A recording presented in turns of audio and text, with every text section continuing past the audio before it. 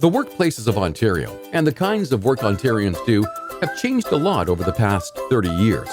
As a result, the current process for setting premium rates, which is primarily based on an outdated scheme of classifying businesses, has become outdated too. The current system establishes a premium rate that is based on the costs of all employers in similar types of business, but does not reflect the impact of individual employers and their claims histories. Just because companies do similar things doesn't mean they have the same safety record or level of risk. And that's not all. Our system of compensating injured workers in Ontario has been around for 100 years and needs to be sustainable decades from now.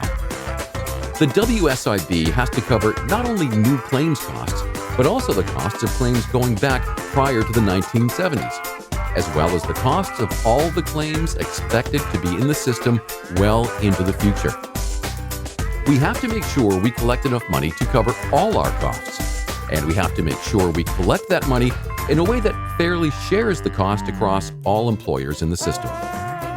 To modernize our rate-setting system, the WSIB has developed a preliminary rate framework that makes it easier for you to see how you've been classified, what you will be charged, and why.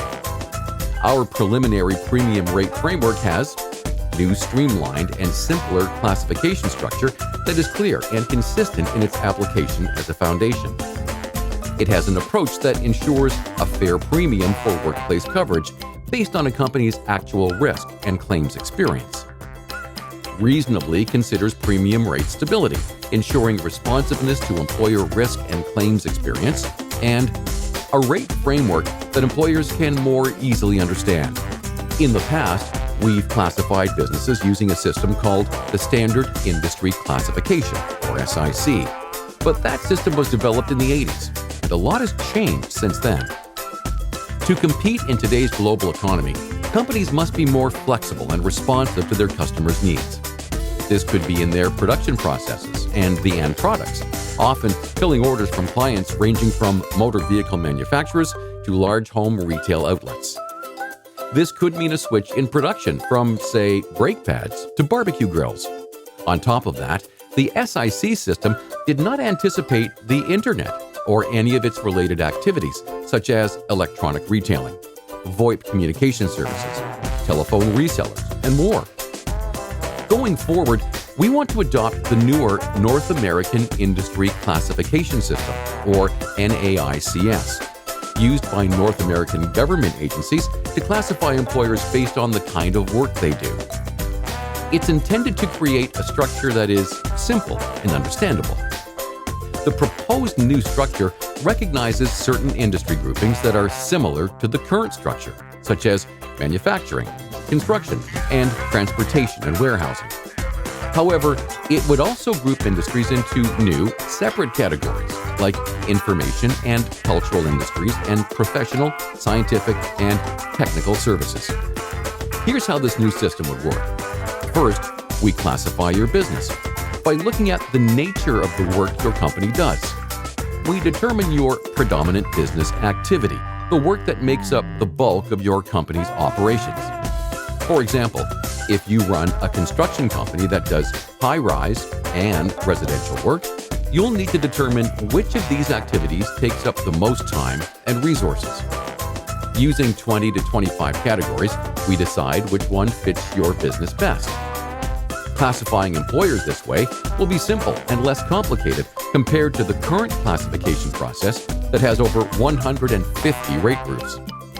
Once your classification has been established, the WSIB determines the actual premium rate you would pay. To do so, they look at two main factors: your risk profile and credibility. An employer's risk profile is determined by looking at an employer's claims costs and their insurable earnings. And an employer's credibility looks at an employer's insurable earnings and total number of claims. In other words, the WSIB will look at an employer's risk profile and credibility to determine the extent to which their premium rate should be affected by their claims history. Once your risk profile and credibility are determined, the WSIB compares your safety performance against the average of all the other employers in the same class. Now we can accurately calculate your premium. The preliminary rate framework recommends abandoning the 3 experience rating programs and replacing these programs with a prospective risk-adjusted premium rate setting approach that applies to all employers.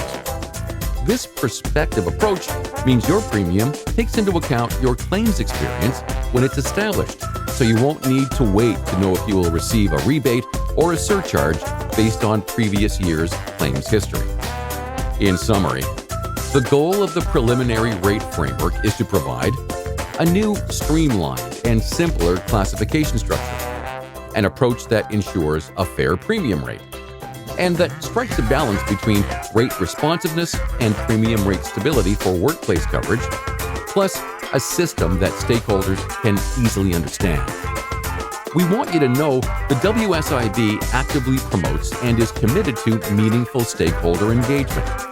We believe that unique and varied perspectives on issues like rate framework reform are vital to our decision-making processes. That's why we are reaching out to hear from you. Visit us at wsib.on.ca to find out how your views can be heard.